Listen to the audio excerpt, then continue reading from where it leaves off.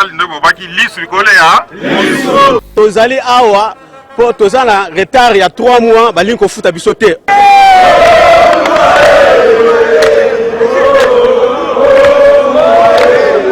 Pa mokonzi mboka lelo a se présenter awa pour la kotala le ngeni li peuple na yazali ko souffrir babiloko ezasalama oyo eza bana mposa chef de l'état akweya soki na bimi te na olia te ebane bakamsona na poto soki toteki boyi te mokumba oyo eza na nsima nani akozwela biso yango atikela biso zando bana na biso ya mibali ya basi tobokoli bango na zando oyo mobutu atikaka biso na zando.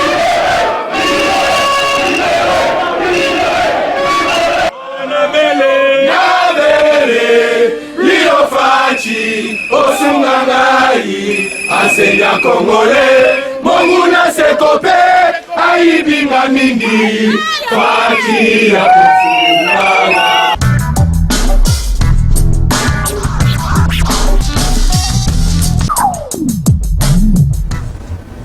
Mbote na bino nyonso balandi ya masolona ba syndicaliste nyonso ya République démocratique du Congo tango ifweni wapi toyaka kotalisa bino masolo ya ba syndicat na kati ya mboka na biso République démocratique du Congo. Mama JB na lobi lelo na kolemba te comme mon rendez-vous 14h10 esili ko beta pete ba syndicaliste nyonso bovanda bozwa basango oyo na kati ya secteur na bino.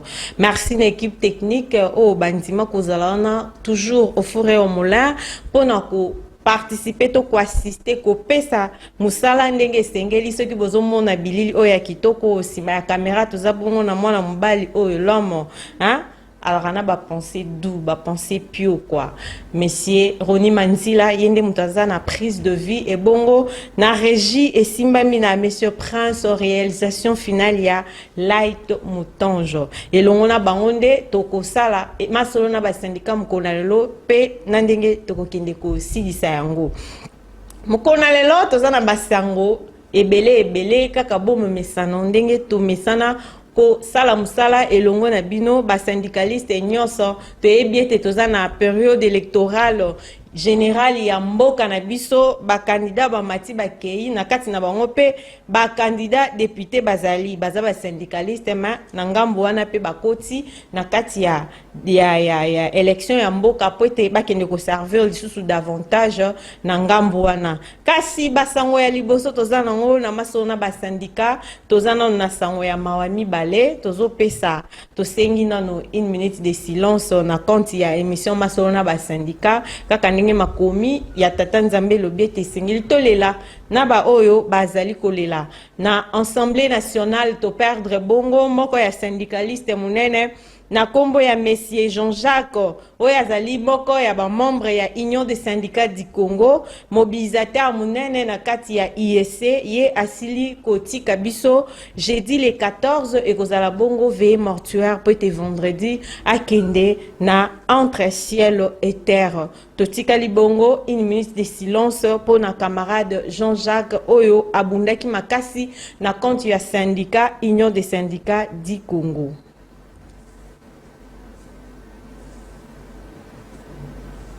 Kaka bongo toujours na sango ya mawa tozo continuer toza bongo na suka ya mbula ndenge tolobaka toujours na République démocratique du Congo suka ya mbula ezaka makambo ebele makama ya liwa ekomelaki bongo na ngambu lisusu ya libota ya syndicaliste munene na ngambu ya institution munene ya République démocratique du Congo palais du peuple camarade Croyance Mundweni oya kufeli bongo grand frère naye Monsieur Patience Shora, Monsieur Patience Katata Shora, oyo atikalaki kotika biso a précédé biso kakande balobaka nzelango eza ya biso nyonso to observer 1 minute de silence ya bande kona biso mibale oyo Monsieur Jean-Jacques et Monsieur Shora Patience.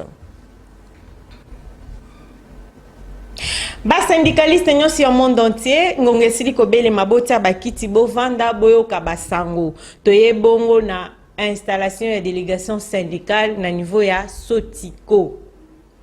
Toye papa na biso pa mundele, toutaki ko féliciter yo awa, hein? JB abengaka yo pa mundele parce que tu n'es pas de père et mère congolais.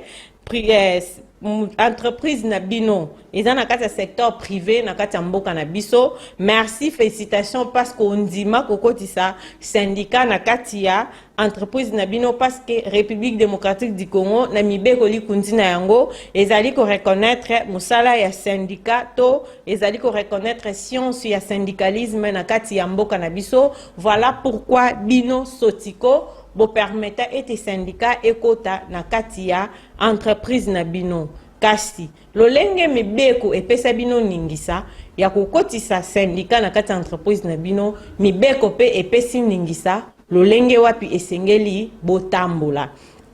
Ndeboye na kati ya masolo na ba syndicat mukona lelo tozwa kimbela epai ya ba syndicaliste ba membre ya syndicat ba syndicat nyonso zali ko constituer intersyndical na kati ya entreprise na bino ete bo sungi bango élection salamaki ba gagner élection ba kei kasi o ebengami installation nanu esalamité ndeto yepa na yo papa Mundele na mission elekaki to betela ki o maboko pwete to monaki intersyndical ya Sotiko e bundaki pwete mbongo ya transport ya ba agent e mata elongwaki na 14 000 et commis quelque part et caro et celle qui est comme ça vraiment munene pe makasi mingi to félicita ki bino to betela ki bino maboko parce que boyokaki intersyndical na bino bosala ki ba pour parler entre bon syndical et bon employeur bo trouvaki solution likambo etali transport ya ba agent bo amélioraki kasi tozo senga bino installation ya délégation syndicale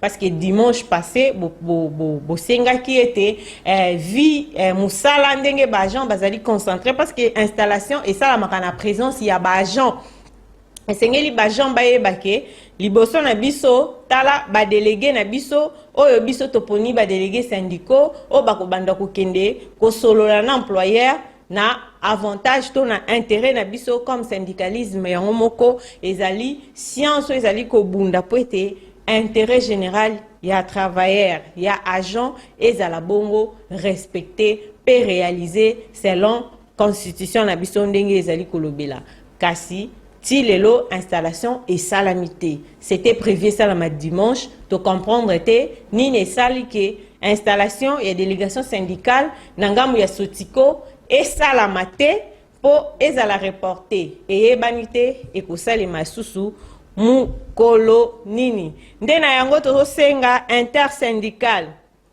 ya Sotiko bozala soudé bozala ini derrière makanisi ya ba agent nyonso ya Sotiko poete bozala mutu moko ete installation o eratete ekende kokoma pona tina ya lokumu ya musala ya travailleur na mboka na biso. Sango ya mibale tozali bongo na ngambu ya hôpital Bondeko. Namonaki moko ya téléspectateur ya masolo na ba syndicat komelenga ma Gisèle yo okomi ko exagérer okomi suna mamba hôpital mama Gisèle akotaka partout to yebisa kibino syndicat ezali ko evrer kaka na secteur public te syndicat a evraka ti na secteur privé donc esi kaka masanga ya batu basangani par exemple nde biso tozana kina tiboy toza ba agent te toza ebele na kinati toza na bao basaka bo dans na lisanga ya batu nyonso na ezaka na lome ya to salaire oyo tozwaka na fin du monde alors na fin du mois plutôt toza na salaire oyo tozwaka na fin du mois et non na fin du monde bandeko balandi kasi na salaire wana oyo tozwaka na fin du mois ezo pousser sikoyo na mibeko ya mboka na biso elobi ete bisika mibale misatu mine basangani pona kozela salaire esengeli syndicat eya wana syndicat ekoya wana po aneni po ebanda kolandela b'intérêt général ya batu nyonso bazosala na esika wana et puis ebanda kolandela protection ya outils de travail par exemple biso na kinakti protection ya outils de travail neti ndesiko na temi liboso ya micro eza outil de travail caméra wezo zo bilili eza outil de travail c'est-à-dire le syndicat a le devoir ya ko protéger outils de travail et ko défendre intérêt général ya ba agent. Voilà pourquoi toza na hôpital Bondeko bipai wapi élection esalamaki kuna nde dynamique syndicale de finance ba musala na bango eke malonga bazosala bien jusque là bravo pona bango kasi tozosenga na ban employeur ete sengeli installation syndicale eyebana ko salema. Pourquoi tozo insister sur l'installation? Ezamoko na mbilinga tozo constater ete ba ban employeur nyonso na République démocratique du Congo on dirait bazana moi hein bazana moi bilo moko boye ya bien te ezaka sous maramna bango parce que l'installation syndicale ezo permettre na ba délégués syndicaux bazomena monopole bazomena parole ya ko défendre to ko talisa bosenga ya ba agent nyonso ya institution bipai wapi bango bazali komikuta. Donc une fois baza installé na l'état congolais apesi bango pifo ya ke soki ba moni mabe baye employeur ok mabe biso tolingeza la boy so ba moni koko so employeur kuna ba agent de service boy bazo déclarer likambo etali outil de travail nde rôle ya installation et délégation syndicale, c'est-à-dire officiellement baza reconnu que baza ba délégué oyo syndicat songolo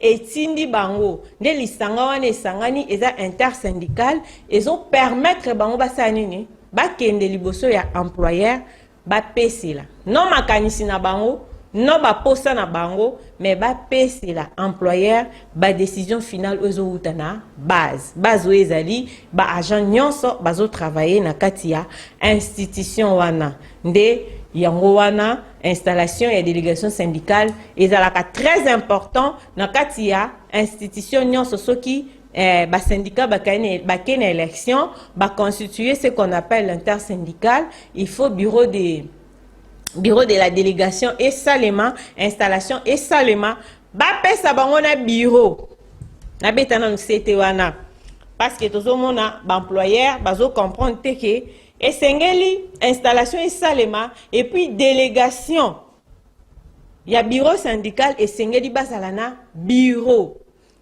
pourquoi? Parce que ce sont des cadres, des fonctionnaires, ou employeurs, la bango susuna, la bangote.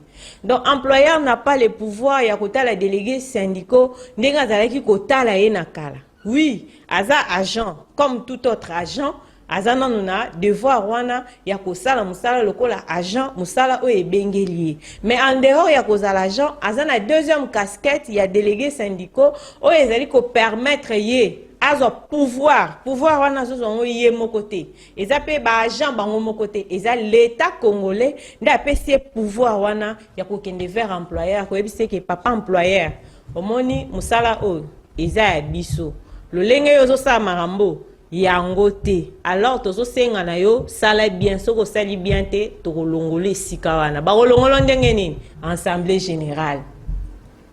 Bakosal l'Assemblée générale devant les agents et cadres membres travailleurs et institutions na bango po ba ebisa bango que ceux qui maramna biso eza bloqué eza employeur yende mutoza à la base employeur azanan c'est le directeur général c'est le comité de gestion oyo ba ko gérer entreprise wana voilà batu oyo grâce ya musala makaso bazo sala ezo senga bazala na bureau ya délégation syndicale conseil auto opesa na ba employeur ya bondeko de même conseil tozo pesa na ba employeur ya palais du peuple na bondeko lan ba installer te mais bazo bunda na ba installer to sengi bango déjà après installation même na sotiko bo bongisaka déjà bureau oye ko permettre ba délégué bazala na bureau na bango bureau wana rôle nango ezane ezate ko lalo la mukina tongo poser délégué syndicat yo wana ke kukutuku te pas employeur te o lalo la muki oye na bureau na bino au commis parce que l'administration c'est l'écrit tu écris oh biso toza na direction telle na direction na biso difficulté toza nango yango par exemple là exemple ya direction et entretien toza na direction et entretien biso nde to nettoyaka ba douche ba toilette biso nde to bongisaka ba bureau biso nde to pangusaka biso nde to salaka boui na entretien tozo manquer ba so tozo manquer ba balai toza na ba kisiti ya ko désinfecter ba bureau to ko désinfecter ba toilette na biso na loba po bandeko nyonso oyo baza musika bayeba na ko comprendre nini tozoloba soki oye na makomi na yo wana okotisi yango na bureau ya délégation syndicale. Bureau ya délégation syndicale bakovanda parce que intersyndical azaka mutu moko te. Donc baza par tant bakendaki na élection tel nde oyo abimi na DSF, oyo abimi na IEC, oyo abimi na CDT, oyo abimi na Fosifine, oyo abimi na SIRAP, nde ensemble wana basangani ba constituer bureau ya délégation syndicale. Tango okende kotalisa bango ba difficulté oyo nde bango atanke balobeli ya base bakovanda ba étudier te na dossier na bango o nde baye nango boye tomoni point oyo tozokosa yango na cahier de charge pour permettre biso tokende nango pa employeur pour employeur à trouver solution. Voilà pourquoi il est important et il est urgent que l'employeur a luka bureau pour la délégation syndicale. Conseil autopesi na bondeko topesi na sotiko tozongi yango pe na employeur ya palais du peuple. Kasi ya pasi pour l'employeur à palais du peuple ezani monsieur Abeli Juma tosengi na yo otia kiti ovanda oyoka papa tozo rappelé oke ebonga wana yambo yo fanda ezaki na batu bafandaki elelo batu wana bakenda batika ebonga tout kompe yo pe lelo okokende exemple eza toza na mboka na biso to bandaka na mukonzi liboso ezaka Joseph Kasavubu na sima na ye tozwaki Désiré Mobutu Joseph Mobutu plutôt na sima ya Joseph Mobutu tozwaka Désiré Kabila na sima ya Désiré Kabila tozwaka Joseph Kabila et puis lelo tozwi Félix Tshisekedi o tozokende suna maponomi oya kobima nde wana kozwa ebonga elingo lakisa nini monsieur l'administrateur gestionnaire de l'institution Palais du Peuple esika wana okutaki yango esengeli okende conseil tozopesa na masolo na ba syndicat eza été collaborer Luka une bonne collaboration avec la délégation des bureaux syndicaux ya Palais du Peuple. Il n'y a que deux syndicats, SIRAP et IEC. Et IEC est le syndicat majoritaire. C'est à vous maintenant. Il y a que s'accrocher na bango, na intersyndical, ko solo la na bango, ko yeba nini sengeli to sala, pour na obscurité, molili weza na kata Palais du Peuple sane. Ekouya. Mais monsieur Abeli, tozomona neti, toi tu fais les gros dos. Et ça malamte, ma solo na ba syndicat et longo na JB, to eko conseiller yo. Ndenge ndeko na biso camarade Ferré bola ayemba ete talasima zonga mutu pourquoi parce que vous avez déjà permis qu'il y ait les élections et les élections a bel et bien liées et puis pour permettre installation il y a délégation syndicale vous êtes allé même au niveau de l'inspection générale du travail il y a des conseils qu'on vous a prodigués mais jusque-là bozo sala eloko moko te yango tozo senga na bino bo pesa kinzela par le biais de chef du personnel que je salue en passant monsieur Kassissa et il avait demandé au délégué baluka bureau pour permettre te basala tellement donc na bino l'équipe monene bango bazaki à la recherche à bureau bazwaki bureau kasi bino bozo ko pesa accepter pour bureau wana ezala utiliser na faveur ya délégation syndicale et tozo féliciter Union des syndicats du Congo et à Palais du Peuple parce que c'est un syndicat majoritaire dans cette institution bazabongo na ba préparatif ya makasi na likambo etali matricule ya fonction publique ainsi que ba obscurité nyonso weza na kati institution na bango esala nini ekweya po esengo eya na ngamu na bango batato la balobete ya solo na kati ya mboka na biso mibeko likunzi ekomi kotosama nde tozongi na ngambu ya fonction publique mwana mboka Jean-Pierre Liaou camarade na biso syndicaliste Jean-Pierre Liaou yoza wana ne bonga pwete musala eba na kosalema malamu na ngambu ya mboka na biso tozwaki ba message ba mituna epa ya bandeko ya Palais du Peuple ete papa Liaou kala mingi te azokende parce campagne c'est bandaki normalement na selon la logique des choses campagne c'est bandaki esengeli botika déjà ba bibongana pona bayeba koya mais lokola boza wana pona ko estimer ba faire courante voilà tozo senga na yo dossier ya Palais du Peuple dossier ya matricule ya fonction publique pona ba agent pe ba travailleurs fonctionnaires ya palais du peuple baza la bongo satisfait na signature na yo. Tozongi bongo na ngambu kaka ya fonction publique et pas papa Liaou. Tozaka ke pa na yo Jean-Pierre Liaou mobali ya mulai.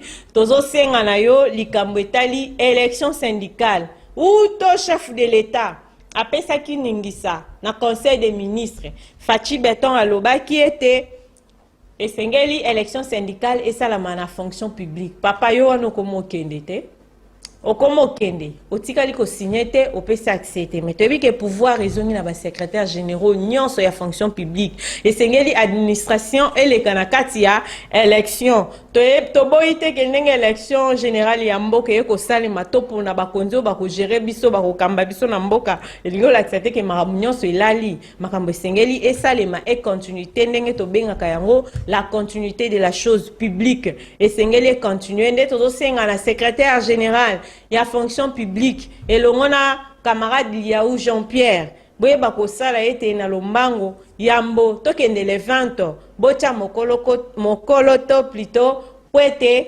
élection syndicale na ngambu ya administration na fonction publique et bana kosalema mingi na Assemblée nationale mingi na Sénat auto kopesa camarade Marcelin topesi bambo tebele wazali moko ya syndicaliste munene na kati ya Sénat papa mbote na yo mbote na camarade présidente syndicaliste munene camarade Betty Boto et puis tozo senga na bino ete topesi bino ba mes condoléances ebele kaka ndenge to bandaki na débit ya émission na biso masolo na ba syndicat mukona lelo esengo mingi tolo bakete na monde syndical esengeli to esengeli ba syndicaliste baza la former pourquoi parce que ce syndicaliste aza formé te aza danger permanent pona musala na bango pona musala na ye et puis pona mboka na biso voilà un syndicat responsable CDT boyende na moni sango ya suka oto kabwanela na bino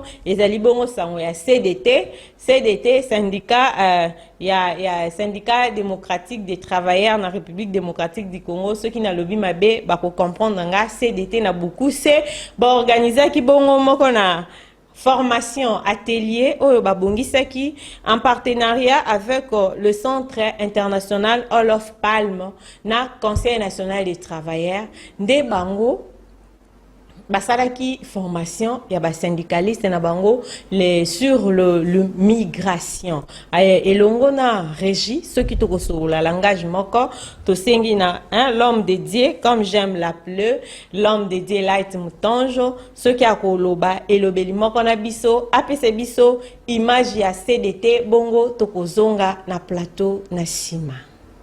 Dans les cadres de l'épanouissement de la main-d'œuvre en RDC. Aujourd'hui, vendredi le 8 décembre 2023, dans l'enceinte de l'hôtel Relax, au croisement des avenues Kassai et Colonel Béa, qu'a eu lieu la formation syndicale. Organisée par la Confédération démocratique du travail, CDT en sigle, en partenariat avec le Centre international Olof Palme, la coordination de l'intersyndicale nationale du Congo et la société civile. Au menu, il était question de promouvoir la politique nationale d'immigration dans le souci de relever les défis majeurs sur cette situation troublante du bon voisinage. Par ces paroles, le formateur expert en migration, M. Michael Kionga, a donné la problématique sur le manque de lignes directrices pour la main-d'œuvre des immigrants. Les fondements de l'article 10 de la Convention. Cette formation est un cri d'alarme vis-à-vis aux autorités congolaises afin d'appliquer une politique nationale pour promouvoir l'égalité, encourager notre gouvernement de collecter les données précises pour contrôler la migration. Il signale que notre pays a beaucoup de migrants dans le monde. Comment faire pour que la diaspora congolaise puisse avoir la protection ainsi que l'accès au marché du travail? Monsieur Roger Ndolo note, il explicite que le gouvernement doit mettre en place les stratégies pour atteindre toutes les couches des immigrants et avoir un canal à suivre pour sauver la nation. Avec amour du travail, l'équipe Masolo Naba Syndicat, par les biais de l'ingénieur Light Moutonge, réalisateur de cette émission, nous propose ceci.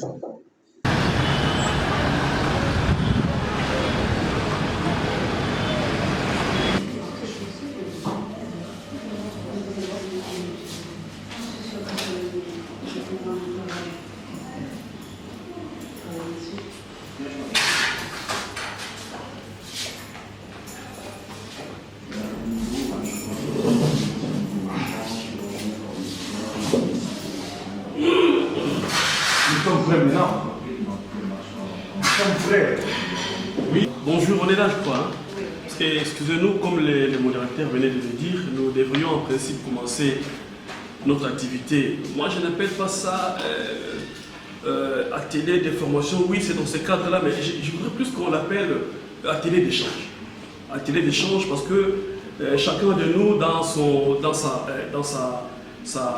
organisation connaît ce genre de problème. Donc, après notre exposé, nous aurons à échanger. Il y aura des questions, le jet des questions-réponses, et bien entendu, nous aurons aussi un moment d'échange. Chacun pourra apporter sa pierre à l'édifice.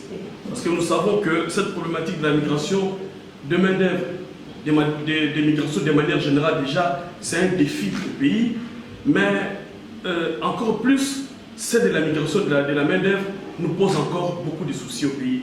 Donc nous aurons à échanger là-dessus. Pendant ces quelques temps, nous aurons à passer ensemble. Donc, comme je vous l'avais dit, c'est Michel Kionda. Je suis chef de bureau au ministère du Travail. Je suis dans le domaine de la migration de la main-d'œuvre depuis 2015. Et j'ai eu la chance, en partenariat avec le Centre international de formation de l'OIT, nous avons fait des formations. D'ici là, je crois l'année prochaine, si Dieu nous prête vie, nous pourrons décrocher notre diplôme comme expert en la matière reconnue par l'Organisation internationale du travail. Alors, nous avons circonscrit notre petite présentation. Ceux qui auront besoin de plus amples informations, je pourrais vous donner les poches de mon travail que j'ai pu élaborer dans les cours l'obtention du diplôme. La thématique ou le thème, c'est la nécessité d'une politique d'immigration des main-d'œuvre pour la République démocratique. Nous avons circonscrit notre thème en trois points. Le premier, c'est celui que vous voyez en rouge, sur les rappels de quelques notions de base. 3 ou 4 pour nous rafraîchir la mémoire.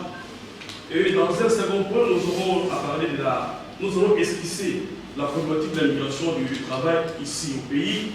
Et dans le troisième qui sera la conclusion, pratiquement, nous verrons maintenant la nécessité de la politique pour la RDC de disposer d'un document de politique migratoire en ce qui concerne la migration d'un groupe de personnes, soit entre pays, soit dans un pays entre deux lieux, situé sur son territoire.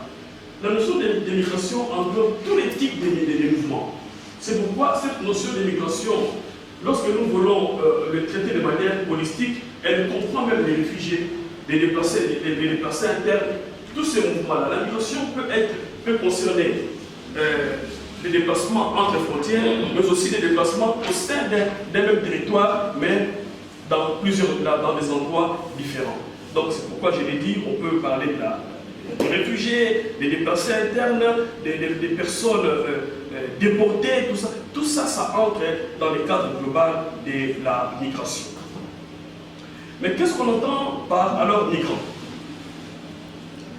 Au niveau international, on dit qu'il n'existe pas de définition universellement acceptée du terme migrant. Mais ce que nous pouvons retenir, c'est que c'est sexuel, ainsi de suite. Donc il a fui une certaine situation dans ce pays pour aller ailleurs. Celui-là n'est pas un migrant ou un migrant au sens strict du terme. Alors, lorsque nous parlons de la politique, la politique ici, dans le contexte de notre thème, nous avons voulu la définir comme un document qui fournit un cadre formel des régulations et de gestion de la mobilité, du recrutement et de l'emploi, des travailleurs migrants à destination et ou depuis le pays, un document qui fournit les objectifs, les périmètres, les cibles et les moyens de mise en œuvre de la politique est validé publiquement par les autorités pertinentes. Donc, comme nous le savons, plusieurs domaines sectoriels dans les pays disposent d'un document de politique. Nous avons par exemple la politique en matière de santé, la politique en matière de ceci et de cela. Mais pour la République démocratique du Congo, je vais y revenir, depuis l'indépendance de notre pays, c'est vrai, nous disposons des documents épars. Nous disposons des lois, des arrêtés, tout ça, mais nous n'avons pas encore mis en place, élaboré un document au sens strict du terme qui définit la vision du pays en ce qui concerne la migration de manière générale et la migration des main-d'œuvre en particulier. Donc, on a la loi de 1914 sur la protection de la main-d'œuvre contre la concurrence étrangère qui essaie de gérer l'ordonnance des 033 sur la police des étrangers qui donne les conditions d'entrée au pays. Ce sont ces deux textes fondamentaux qui gèrent la migration dans le pays, à part les textes d'accompagnement. Mais nous n'avons pas eu encore ce document-là. Comme aujourd'hui, par exemple, pour le ministère du Travail, nous avons un document de politique nationale d'emploi et de la formation professionnelle qui donne la vision du pays en ce qui concerne l'emploi et la formation professionnelle. Mais en ce qui concerne la migration des main-d'œuvre, nous n'avons pas encore ce document-là qui définit de manière claire la vision du pays, qui donne les axes stratégiques, qui donne les moyens de mettre en œuvre cette politique. Jusque-là, nous n'en avons pas encore eu depuis 1960. Dans la politique, nous devons définir la vision. Nous devons définir les axes stratégiques, les institutions de mise en œuvre et comment faire le suivi et l'évaluation. Donc tout cela devrait être consigné dans ces documents que nous appelons documents de politique nationale d'immigration des main-d'œuvre, que nous n'avons pas encore malheureusement jusque-là. L'autre notion que nous voulons épingler, c'est les statistiques. Pour l'essentiel, nous devons retenir que pour le moment, et ce sont les statistiques de 2020, il y a 281 millions de personnes vivant dans un autre pays que le leur, des pays de leur naissance. Donc actuellement, il y a 281 millions, comme l'indique les tableaux, nous avons 8. Et il y a 135 millions de femmes, 146 millions d'hommes, et il y a 169 travailleurs migrants actuellement à travers le monde. Il y a encore 3900 personnes décédées ou portées disparues dans le monde en 2020 du fait de la migration. La problématique de la migration des main-d'œuvre est devenue une question mondiale. La migration constitue une préoccupation pour l'ensemble de la communauté internationale pour plusieurs points. Mais nous avons retenu les quelques-uns que nous allons décliner ici.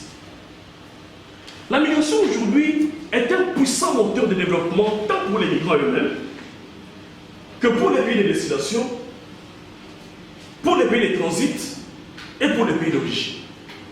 Ça, la littérature nous l'a démontré. Les pays qui ont si bien géré les mouvements des migrations, et on le sait, l'Europe aujourd'hui est ce qu'elle est actuellement aussi, parce qu'elle a bénéficié de la main-d'œuvre des migrants. Donc la migration, depuis un certain temps, est devenue une question mondiale. La traite des hommes entre aussi dans le cadre des mouvements migratoires, lorsque les frontières ne sont pas bien gérées, lorsque les politiques ne sont pas bien mises en place, lorsque les structures ne fonctionnent pas normalement pour bien gérer ces phénomènes, il y a ces phénomènes de trafic illicite des migrants. Lorsque les agences d'emploi privé, qu'on appelle ici chez nous, les services privés de placement, ne sont pas bien gérés, il faut entrer clandestinement des citoyens d'autres pays qui arrivent, qui travaillent au pays dans des conditions parfois exécrables, mais l'État peut-être n'est pas au courant, ou il est au courant, mais n'a pas la puissance nécessaire pour bien contrôler ce secteur. Voilà un peu les quelques points que nous avions à rappeler dans le cadre des notions des bases. S'il y aura des questions, nous aurons à échanger là-dessus. Les rapports de la CDL le spécifient bien. Vous verrez, beaucoup de travailleurs migrants sont dans les zones minières, puisqu'au Katanga et dans les zones minières, dans les zones où on exploite l'or. Les travailleurs migrants sont plus concentrés dans les zones minières, mais aussi dans le commerce général, les bâtiments, les banques, les assurances, avec en tête les Indiens, les Chinois, les Sud-Africains, les Zambiens et les Zimbabwéens. Il y a aussi beaucoup d'autres nationalités. Pardon, mais en tête, nous pouvons noter ces nationalités, surtout les Indiens et les Chinois qui sont en très grand nombre ici sur le territoire de la République démocratique du Congo. Il y a lieu de relever qu'en dépit d'une présence remarquable des travailleurs de tous les continents, les statistiques confirment la prédominance du caractère sud-sud de la migration de main-d'œuvre en RDC, avec surtout une importante présence des communautés sud-africaines, sénégalaises, nigérianes, maliennes, guinéennes et autres. En ce qui concerne les migrations, c'est-à-dire les points, parce que nous avons l'immigration et l'émigration, s'agissant des Congolais qui partent à l'extérieur, les statistiques que nous avons pu obtenir des affaires étrangères, à titre indicatif, nous révèlent qu'il y aurait autour de 6 millions, plus de 6 millions de Congolais et des Congolais qui se retrouvent actuellement en dehors de leur territoire, et la plupart d'eux ont une activité dans les pays dans leur pays de résidence. S'agissant des conditions d'accès au marché du travail de la RDC, il faudra noter en premier que la priorité de l'embauche est réservée aux nationaux pour tout emploi rémunéré. Aussi, la RDC pratique le système de pourcentage maximum autorisé au quota et les emplois réservés exclusivement aux Congolais. Donc, à titre indicatif, en République démocratique du Congo, pour engager un étranger, il faut avoir 25 travailleurs. Donc, si vous avez 100 travailleurs étrangers, vous ne pouvez qu'engager que 4 travailleurs étrangers. C'est ça le système des quotas. Donc, c'est lié à un certain nombre de travailleurs nationaux que vous engagez pour que vous ayez la possibilité d'engager un travailleur étranger. Et aussi, il est dit que tout employeur qui se propose d'engager un travailleur étranger doit au préalable déposer l'offre d'emploi. En principe, c'est ce qui devait se faire. Donc, si un employeur veut engager un travailleur étranger, il devra d'abord déposer l'offre à l'honneur. Si l'offre-là n'est pas... il n'y a pas de preneur de cette offre-là en ayant 30 jours, donc l'employé peut recourir à une main-d'œuvre étrangère. Donc l'offre devra d'abord être affichée ou présentée à l'ONEM pour voir si au niveau du pays cette expertise-là n'existait pas. Ça c'est dans le principe.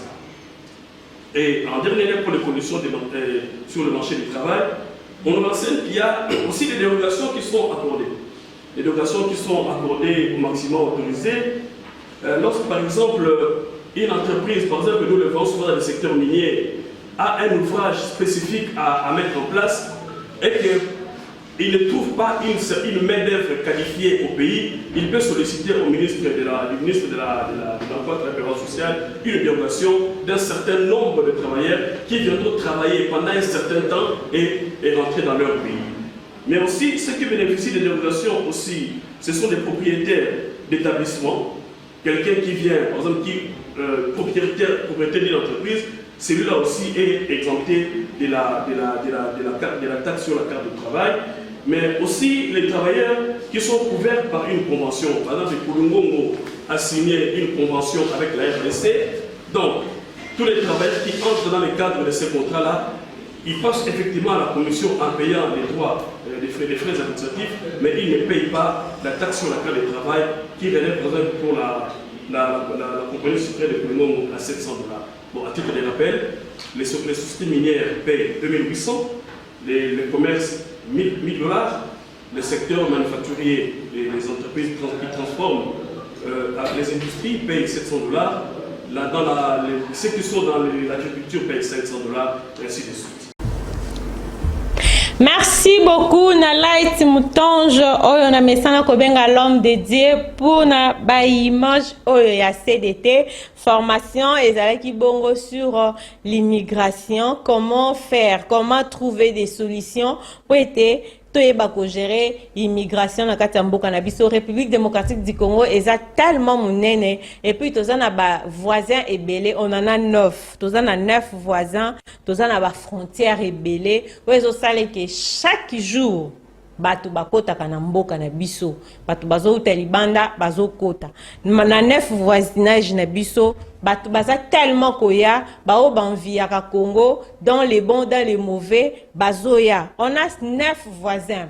9 voisins on a, c'est-à-dire batu ba kokota tongo midi pourquoi. Alors tala papa oyo camarade Michel plutôt oyo asepeli ko débattre ko former batu mingi ya bandi na ba syndicaliste et société civile pour être esengeli tozala capable ya koyeba ko gérer les immigrants bao bazoya na mboka na biso. Kaka bao bazoya na mboka na biso te na ba ya mboka na biso ndenge bako kende libanda. Non, soko tamboli selon explication na ye parce que maman Gisèle to yebisa ki bino toza na pona kolandela pe ko ya ko pesa mino ba sango ndenge sengeli. Selon les formateurs, il a dit que libanda ya Congo, libanda ya mboka na biso, ba congolais baza presque partout. Na mboka nyonso eza na se na moi na kati ya planète Terre congolais azali. Alors sans souci au utilité à formation oyo, comment faire pour nous aider ba congolais au bazali banda ya Congo na ba immigrants au bazoya na mboka na biso, c'est-à-dire nos voisins qui veulent être chez nous ndenge nini l'État congolais a créé ba ligne directrice ou ko permettre à chaque fois congolais azali banda ya mboka bisika azali comment il peut bénéficier na musalo azosala, comment marcher à travail et comment est facile. Comment peut bao bazo ya mboka na biso. Par exemple, tozu exemple ya ba expatrié nyonso o bazo ya kosala ba magasin na bango awa, bazo engagé bande ko na biso na ba service na bango, mais ils ne respectent pas oyo smig ezali koloba. Voilà pourquoi les formateurs a pensé était gouvernement esengeli etia loboko na ye na makambo ya zo lakisa pour être ba pesa biso ba ligne directrice, donc qui est un document rédigé, donc par exemple des codes de la famille ezalaka un document moko du genre pour permettre ba étranger ba congolais o baza libanda ba congolais o bazo travailler pas ba étranger o baza na mboka na biso ba étranger o ba na mboka na biso baza na posa ya musala ke biso nyonso tozala sous document wana to salela oyo mibeko wana to mukanda wana ekoloba. Jusque là depuis Congo ezala Congo, on n'a pas de ligne directrice sur l'immigration. Or nous sommes à l'ère de la mondialisation. Kokota kobima ezali permis parce que na kokota kobima ne to so échange culturel to koki koboya yango te, immigration fait salement ndenge esengeli. Alors notre gouvernement doit penser à ça. Wana nazo ça l'appel na chef de l'État, na ça l'appel na chef du gouvernement, ministre Sama Lukonde, ainsi que le patron de l'administration Jean-Pierre Liaou Bokanissa. Et puis na réveiller conscience.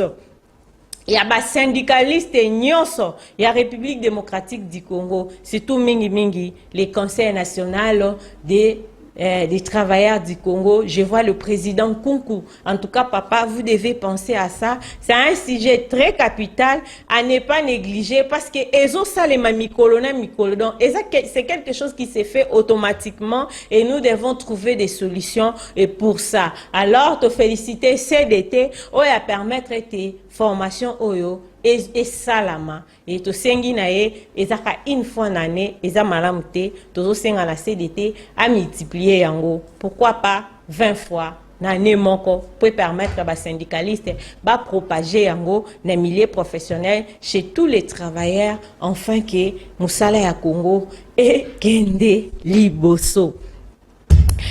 Bandeko balandi ya masolo ba syndicat yo mtoza na Canada, États-Unis qui nati et disposa espace oyo pona ko pesa bino faveur ya ko yoka o ezali basango pona domaine na bino pona musala na bino. Donc masolo ba syndicat ezo toucher couche nyonso ya population productive ya République démocratique du Congo. Fait merci mingi na balandi milenia masona ba syndicat, hein? Merci à ma maman Catherine Kadilou, à mon pasteur Théophile Pandamadi, à Eric Pakwambila Nkuba, hein? Bébé, je t'aime beaucoup. Merci à Genovic Kakol et les cadets de la famille. Félicitations pour le diplôme nayo. En tout cas, merci à Tatoza qui présentait la défense nayo, mais on était de cœur avec toi. Merci à toute l'équipe technique, Light Moutonjo, Prince, Ronnie Manzila, en tout cas, Bissona Bino, tout le monde a Mikolo Misael Koya.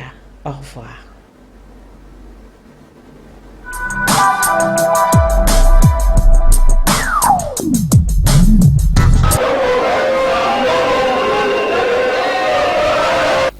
Touti banque centrale ne peut pas qu'il lit sur le collet, hein? Tozali awa po tozana retard ya 3 mois balingi kofuta biso te.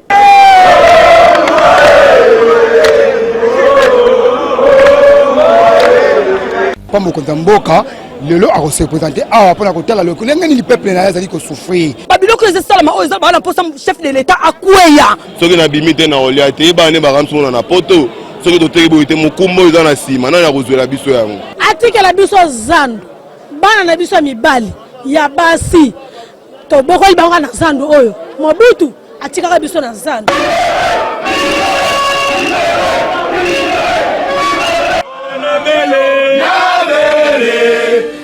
Fachi, Osungangai, enseignant congolais, Monguna Sekope, Aibinga Mingi, Fachi,